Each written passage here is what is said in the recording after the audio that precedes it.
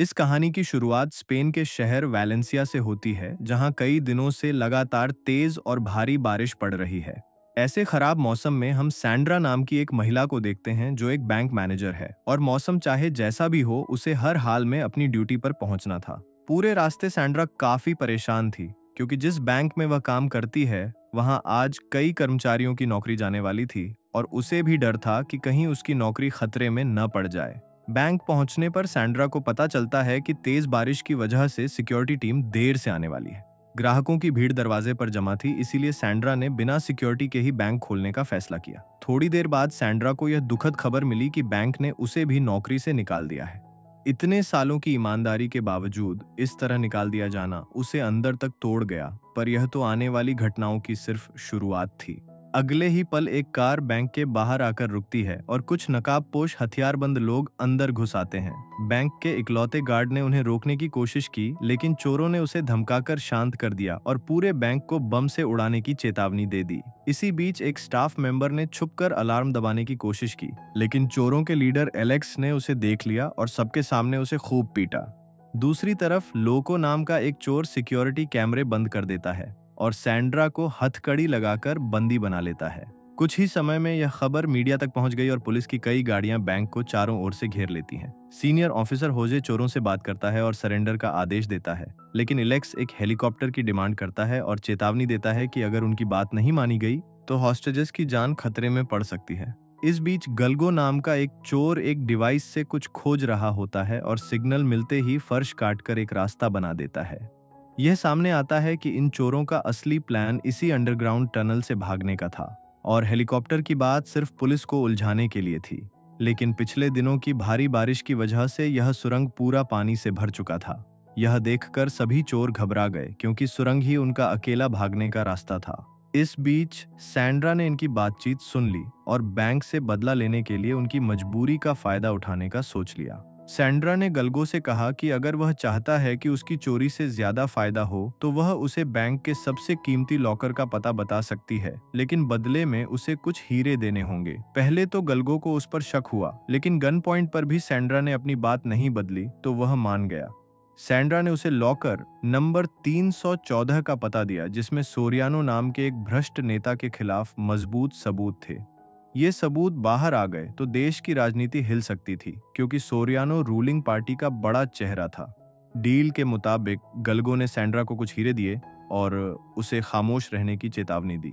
उधर सोरियानो 314 की पार्टी का ही एक नेता फेरान यह खबर सुन लेता है कि बैंक के एक लॉकर में पार्टी के खिलाफ कुछ ऐसा मौजूद है जिसे किसी कीमत पर नष्ट करना होगा। लेकिन इससे पहले कि वह कुछ करे, तब तक चोर सारे लॉकर साफ कर चुके होते हैं और उस सबूत को लेकर सुरंग से निकलने की कोशिश करते हैं। लेकिन पानी का बहाव इतना तेज था कि आगे बढ़ना नामुमकिन हो चुका था और अब वे बैंक के अंदर ही फंस गए थे। बाहर पुलिस तैयार खड़ी थी और अंदर से निकलने का कोई रास्ता नहीं था। अब फेरान पुलिस को आदेश देता है कि बैंक में जाएं और हॉस्टेज की परवाह किए बिना चोरों को खत्म कर दें। लेकिन इससे पहले कि पुलिस अंदर जाए, पार्टी का एक और नेता जिमी बीच में हस्तक्षेप करता है। यह खुलासा होता है कि उसी जिमी ने चोरों को बैंक में इसलिए भेजा था ताकि वे वह हार्ड ड्राइव उसके लिए ले आए और उसी के दम पर वह अपनी पार्टी को ब्लैकमेल कर सके। चोरों को अब एहसास होता है कि उनकी हालत कितनी गंभीर है। वे पेशेवर नहीं बल्कि मजबूरी के चलते यह काम कर रहे थे और यही उनका पहला बड़ा ऑपरेशन था। गलगो ने एलेक्स को समझाया कि हार्ड ड्राइव में डेटा अब भी मौजूद है और मलीज को यही लगता है कि सब कुछ अभी भी वहीं है। दोनों पक्षों को अपनी गलतफहमी का फायदा उठाने का मौका मिला। एलेक्स ने तुरंत अपनी टीम को फोन किया और मलीज को धमकी दी कि अगर अगले आधे घंटे में फेरान उनसे नहीं मिला तो हार्ड ड्राइव का सारा डेटा हॉस्टेज के फोन में ट्रांसफर कर दिया जाएगा और सबूत सार्वजनिक। यह धमकी मिलते ही मेलिस घबरा गया और मजबूरी में उसे एलेक्स और फेरन की मीटिंग तय करवानी पड़ी। सीनियर ऑफिसर होजे ने भी यह बातचीत सुन ली और सोरियानो का नाम नोट किया। थोड़ी रिसर्च के बाद उसे पता चला कि सोरियानो रूलिंग पार्टी का नेता है, जिसे सालों पहले एक हत्या के मामले में गिरफ्तार किया गया था, लेकिन जांच के दौरान कोई सबूत नहीं मिले और कोर्ट ने उसे बरी कर दिया। अब यह खुलासा होता है कि हार्ड ड्राइव में सोरियानो के खिलाफ नहीं बल्कि उसकी पार्टी के खिलाफ सबूत मौजूद थे, जिन्हें सोरियानो ने खुद इकट्ठा किया था ताकि अपनी पार्टी को ब्लैकमेल कर सके। जब फेरान चोरों से मिलने पहुंचा, एलेक्स ने बस की मांग की ताकि वे एयरपोर्ट पहुंचकर देश छोड़ सकें। फेरान ने उनकी सभी शर्तें मान ली, लेकिन हार्ड ड्राइव देखने की इच्छा जताई।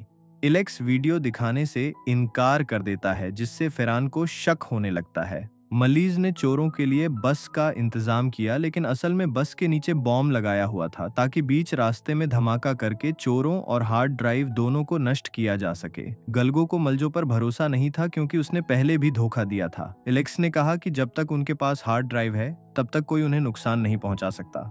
लेकिन फेरान के जासूस ने एलेक्स की चाल पकड़ ली और हार्ड ड्राइव का डेटा डिलीट होने की सूचना दी। एलेक्स ने सबको बेवकूफ बनाया। फेरान गुस्से से लाल हो गया और मलजो को डांट लगाई, लेकिन अब कोई फायदा नहीं था, क्योंकि चोर बैंक से बाहर निकल चुके थे और अगले ही पल जोरदार धमाका होने वाला था।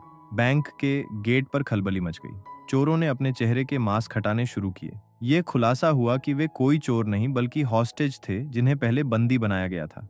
एलेक्स और उसकी टीम ने हॉस्टेज के कपड़े पहनकर उन्हें बाहर भेजा और खुद लूट का सारा माल लेकर सुरंग में कूद गए। सौभाग्य से सुरंग में पानी का स्तर थोड़ा कम हो गया था, क्योंकि मौसम में सुधार आया था। हालांकि अभी भी काफी पानी था, लेकिन एलेक्स और उसकी टीम ने हार नहीं मानी और जैसे तैसे सुरंग पार कर लिया। मल्लीज ने अपनी टीम को भेजा, लेकिन जब वे सुरंग तक पहुंचे, एलेक्स और बाकी सदस्य कपड़े बदलकर रेलवे स्टेशन पहुंच चुके थे। फेरान और मलजो को यह खबर मीडिया में फैल जाने की सूचना मिली और जनता को उनके काले कारनामों का पता लग चुका था। सभी चोरों के चेहरे पर बड़ी मुस्कान थी, क्योंकि वे जानते थे कि जब तक उनके पास हार्ड ड्राइव है तब तक कोई भी उनकी जानकारी का इस्तेमाल नहीं कर सकता। आई होप आपको यह कहानी पसंद आई होगी। अगर वीडियो अच्छी लगी हो तो इसे लाइक करें और चैनल को सब्सक्राइब करना ना भूलें। मिलते हैं अगली वीडियो में, तब तक के लिए be safe and keep chilling.